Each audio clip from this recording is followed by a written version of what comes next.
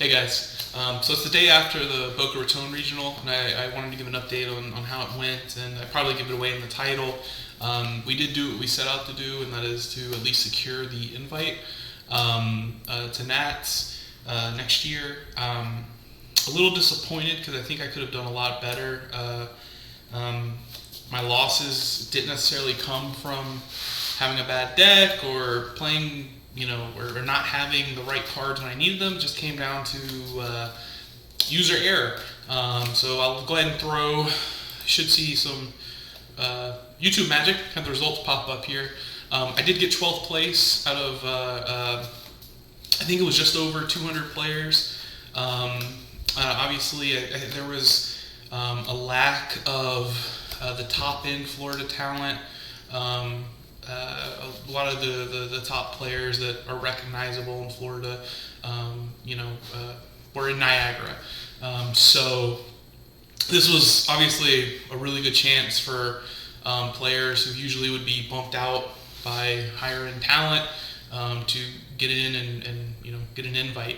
Luckily, we did secure 12th place, which honestly is pretty damn good. I was expecting to be more, if I got the invite, be more towards bottom 5, 6, maybe 27th, 28th, somewhere around there. So to cut into the top 12 and really close to top 10, top 8 is pretty good. We did go X2 on the event, so out of 8 rounds, so 6 wins, 2 losses. The 2 losses are completely on me. The deck performed just as designed. It was great. I lost to Sword Soul in round 4. Honestly, I forgot the testing from however long ago when Sword Soul was really coming out and with Master Duel, that type of stuff. But in game 3, I opened up Nibiru and Imperm. More than enough to stop any sort of play for Sword Soul. He normal summons Moye, and I do not Imperm because I say I have a Nib in hand. I'm going to let him play into the Nib, but obviously if he's normal summoning Moye as his first go, he doesn't need to necessarily commit to any big thing, and he knows, with the Mathmech engine, if you pop the first 2 Mathmechs before you get to Alan Mershen, you can kind of stop the engine in its tracks. So honestly, I should have Impermed the Moye, and then from there, probably would have been an easily access code line for game on the next turn, because that probably would have ended his turn. But again, so that loss was completely on me. And then our other loss was in round, I think 6 to Branded Eldritch. And this one I just should not have lost. I activated Circular, and then as Chainlink 1, Chainlink 2, like a diameter or something like that. And I didn't grab the Factorial from deck. I activated the effect, I just never resolved it, and it goes to my turn, and I realize I don't have Factorial, and I go to push for damage under Skill Drain. I'm short 600 damage, and I would have had a Laplacian on board with Super Factorial, and I just didn't grab it from deck. And so that happened in game 1. I should have won, but lost because I couldn't out-resource through Skill Drain. But it should have been an OTK. And so I lost game 1, blew him out game 2. He goes first game 1. I don't open an ideal hand. He sets like 4 back row with the Adventure engine. So it was like Adventure, Branded, Eldritch. And we just lost. But we never should have gone to game 3 really, or I should have won game 1 and then game 3 gone first, and with the side deck there was no way the guy was going to play. So honestly, I think I could have gone X1 at this event, most likely. I probably would have been paired up and then play a better caliber player, probably take a loss around 5 through 8 or 5 through 7, take a loss, and then maybe win out from there. But honestly, the deck was amazing. So I do want to get into the deck, show you what I played, because this will probably be the last time that I play this version of the deck and move towards something else. I'm debating playing Tier just to have a little more variance, but I do want to profile, especially for my own archives, the deck that I have here. So let's get right into it. So I did choose to play the Mathmech. It is a different list than what I've profiled on here before. So let's get right into it. Obviously with Mathmech, you're playing the 3 circular. We're on 3 diameter. This is the main engine. This is the main reason why you play the deck. You want to see diameter as much as possible. If you're not searching diameter, this is actually like top of the line deck. Or top of the line hands. If you open both circular and diameter, the boards you can build are crazy, and the resources you can generate. So yeah, we play those 6 for the main engine. We're on 2 sigmas, 2 subtractions, and 2 additions. So in my other profiles, I was running 3 of the reds and 2 sigmas. I still think that is necessarily fine, but I just wanted more room for non-engine.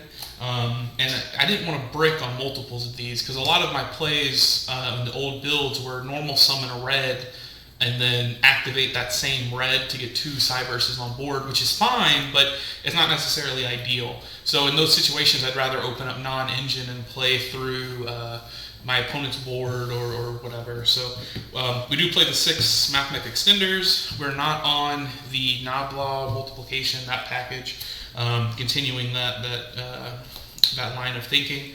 We are on only 2 parallel XC. I only ever saw 2 in hand once, and it was in the final duel of the tournament. I had to special summon this and not able to resolve its second effect, which kind of sucked, but ended up working out in our favor that we had enough gas to push through and get the win in round 8 to secure the guaranteed top 32. So not bad. We don't play 3 because we're not on Small World. If we were on Small World, we'd play 3. I just don't want to clog my hands and see hands with multiple parallel XCs. So again, we're still staying on the microcoder package. I think this is really cool. I think having Cynet Conflict and access to it, and being able to normal summon this to go and get a level 4 body, I think it's really cool. I think it's just a nice way to integrate the engine with Mathmech and the Cynet cards. I really like it. I know some other Mathmech players obviously play this stuff pure, but I think it's really cool and adds a little extra flexibility, and also makes your turn 1 just so much more incredible. So yes, we play 3 microcoders, and with it we do play the 1 Cynet Conflict. Just probably the best counter trap in the game. And then on the Mathmech names for spells and traps, we're on Mathmech Equation and 2 super factorials. I decided to cut the induction. My line of reasoning here is I didn't want to commit to a going second out to Mystic Mind. So in engine, I have an out with Cynet Conflict, and hopefully hopefully that's enough. I was only mined once in this tournament, so I wasn't punished for my choice here, cutting the induction. So I cut the induction in favor of a second superfactorial. That way I could resolve Pot of Desires a little more comfortably if I opened it up and needed the options. So those are our Mathmech spells. Then we're on the 3 Cynet Minings. Wouldn't be a Cybers deck without them. They're also searchable in this, which is nice. That does come up from time to time, especially if you're trying to push for game. And then the 2 Pot of Desires, one of the best cards in the deck. It's too good. It's a really good draw off a Heat Soul. It's a really good play starter if you already have a Superfactorial or have a way to get to it. It's really good. Then we have non-engine. We have the God card, Called by the Grave. Should be banned, but we're going to play it until it does. We play 3 Imperm, one of the best hand traps in the game, obviously. Then we play 3 Nibs. This card was probably the MVP of the regional. I will say this regional was kind of dominated by Rogue. We did start to play more meta towards the end of the tournament. However, this card was just incredible. In game 3 of my Sprite matchup, round 7, I hadn't revealed Nib up to this point. He normal summons Deep Sea Diva. I opened up Ash and Nib, which honestly really isn't enough to stop Sprite, especially if they commit to Gigantic Sprite early. or if they have starter. Obviously, you can ash the gigantic sprite, and then maybe then you can pop off, but it's still not guaranteed because if they have starter, they can still play. And obviously, you want to be ashing starter if possible. So he normal summons Diva and actually goes the Halki Fibrax line to go get Ghost Ogre to bounce the Ghost Ogre back to hand. And the moment he does that, I know he's instantly not regretting, or he's not respecting Nibiru. So he emergency teleports out a Gamma, and then XZ's Halki Fibrax and Gamma into Gigantic, declare Gigantic, we chain Nib, and was just a good time. So this card, I resolved it maybe like 6-7 times yesterday, and pretty much every time it's resolved, I won the game. It was a really good card. Nobody's respecting it right now.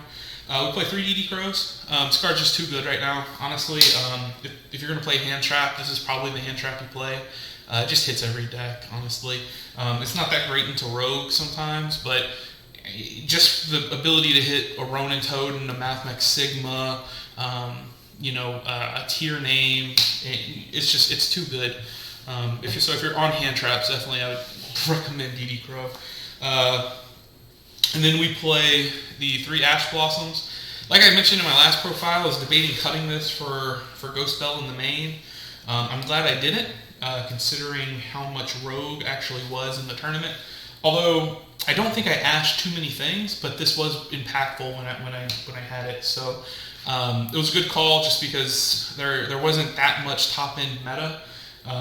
There was a few tier elements players and some sprite players, but it was quite a bit of Rogue, which is what I was concerned about. But so I was happy that I had Ash in the deck at least, and not Ghost Spell. And then the last card for non-engine was Anti-Spell. So I named one of this for the interaction with Alan Bershin, to be able to get formats to search any spell trap. I just thought it's way too good to not have this in the main. I thought about maybe Rivalry of Warlords, but my problem with Rivalry of Warlords is that card's bad in the mirror. So I honestly expected more Mathmechs that were at the tournament. So I wanted to play something that was at least had some sort of value into Mathmechs, even though the spell count's kind of low. This card was incredible. I think it came up in 3 games going first, with a 1 die roll. The first game of the tournament, I didn't know it was against Flunder, but I resolved Anti-Spell. I searched it with Alan Bershin, ended on Heat Soul with a draw, with 2 draws, and then Anti-Spell in the draw phase. It was disgusting. And it was Flunder, so he set, and I Signet Minding his normal summon, and pretty much rolled him from there. Another time I hard drew it in the first game after I won the die roll against Branded Tier. Just flipped this up. They actually had 6 spell cards in hand. This was just like an instant win. So that's 40 card main deck, pretty good. There's a few changes I'd make, but we'll talk about that moving forward. So then the extra deck, we play the standard ratios, 2 Alan Bershin and 1 Laplacian. We're not on the final Sigma. In my testing, I didn't think I liked it too much. I much preferred fishing for hand traps with Heat Soul, and then sitting on the Silent Mining. That's kind of my take on the deck. So these ratios are just perfect. The 2 Laplacian pretty much never comes up, and having Alan Bershin to facilitate access code lines to go search for extenders or a diameter, whatever you need going second, is really valuable. And then this one extra spice they did play was Abyss Dweller. There's hands that you open up, diameter and Sigma, and it does come up. It comes up in about 1 every 9 games. So in a 3-round tournament or in an 8-round tournament, you'll probably see it like 4 times on average.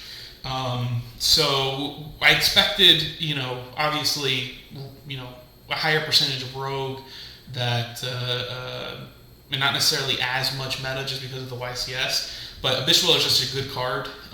It came up once. I summoned it once against Branded Tier. But I was already in a winning position, so I don't think it really mattered too much. But it's good to know that there's like one flex spot, and I filled it with an Abyss Dweller. Other than that, probably cut it for something more Cybers related, maybe down the line. And then for the links, we do play 3 Link ones. We play the Link Spider, Ling, and Salamangreat Amirage. I was a little concerned that maybe I would run into a Nib somewhere. Maybe if there was a Mathmech player that was main decking Nib, like myself, that I would need this card. Never came up, never got nibbed. So it could be really anything. I could have played the Masquerena build with, or flex with placing a Abyss Dweller with Unicorn. That was perfectly fine, but yeah, just Link Spider never came up. Amirage came up a lot in hands that you kind of rely on getting a second Cyber, so you can almost summon a hand trap, get it. Ling is just really good as an extra interruption and good with aggro decks. For the Link 2s, play 1 Cyber Wicked, 1 Update Jammer, and 2 Splash Pages with the Code Talker. I've talked about the Code Talker before. It's really relevant. Really good card with the microcoder package. The fact that it's dark, points down, also has applications for trying to OTK. So yeah, it's just by far the best Code Talker Code Talker in Link 2 to have in the deck if you play with the microcoders. 2 Splash Mages, you have to have 2. 1 for setting up Heat Soul going first, and 1 for making access code down the line and having an extra attribute. Update Jammer, obviously, because you want the 2 attack. The 2 attack access code to win the game, and Cyber's Wicked to help fortify going first plays, to also get you follow up and make sure your Heat Soul has extra protection. And then for the last 3, we have Transcode Talker, Heat Soul, and Access Code. Most of the games are really similar. We're trying to get Heat Soul out on the board, get 2 draws to go into hand traps. Transcode, we're climbing into Access Code turn 2 to OTK with Access Code.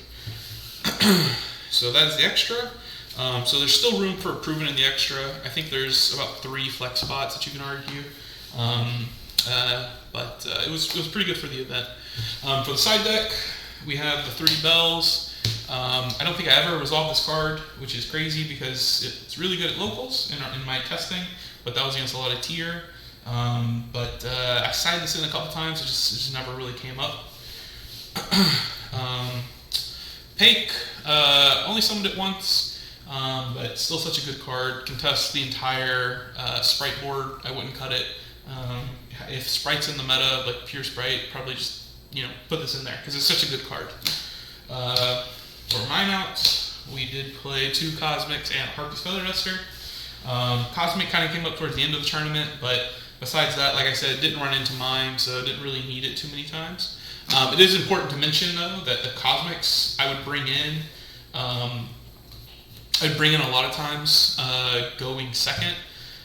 Even against decks that I didn't think I would necessarily need it because floodgates are so incredibly potent right now. So I didn't want to run into any sort of cheese, so I would just bring those in to be careful. And then for our floodgates, we brought 2 rivalries, just because I don't think rivalry is as strong against Rogue, because you'll be playing against other Cybers decks, you'll be playing against, Sword Souls All Worm, that type of stuff.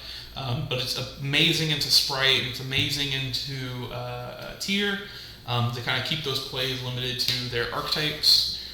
So we do play that. We also play 2 more anti-spells.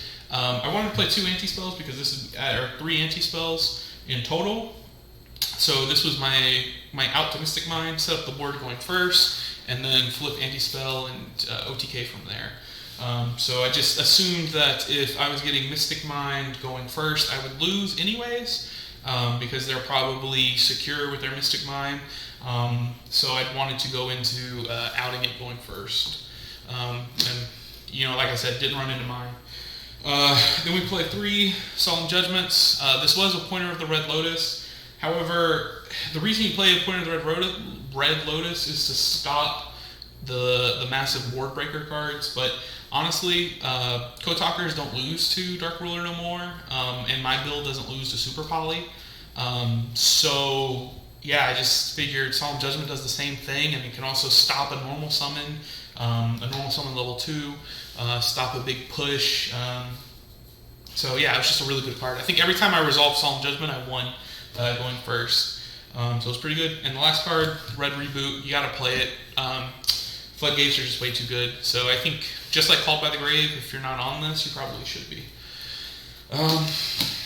So that is the deck that I played. We still have our results up. So, like I said, got 12th with this list. It felt good. The only 2 losses I had were just bonehead plays. The builds did what I wanted it to do, and it felt really good. A lot of times it felt like I felt like I had the best deck in the room, and I fumbled the bag. So yeah, I think this is a good launch point for what Mathmech can do. I'm going to explore maybe going down the pure build, taking out the microcoders. I just want to test it to see if maybe that's a little bit better, maybe more consistent, or move towards playing dangers, have a little more variance. But with that, the next event that I do plan to attend is the YCS in October. So we're going to start working towards figuring out the format, paying attention. Obviously, I think we're probably going to get a ban list before then, probably in the next couple weeks. So that'll obviously sway a lot. We'll have, I think, Darkwing Blast comes out at the beginning of the month. And we have the Megatins coming out. So I've already ordered everything that I needed from the Megatins. The Darkwing Blast, I'm thinking about securing a case to kind of get there. But yeah, I think this is a good starting point for the channel and for my own personal progression in Yu-Gi-Oh! As we try to get better in the next regional. We're going to shoot to top 8. So yeah, I appreciate you stopping by and checking out the profile. Hopefully try out the microcoders with Mathmech, 'cause I think it's pretty cool, and it adds for diverse lines of play. So yeah, that's my profile, and thanks for checking it out. Leave me a comment if anything had changed, or if you were at the event and how it went. What was your experience like? And yeah, so cool. Thanks, guys.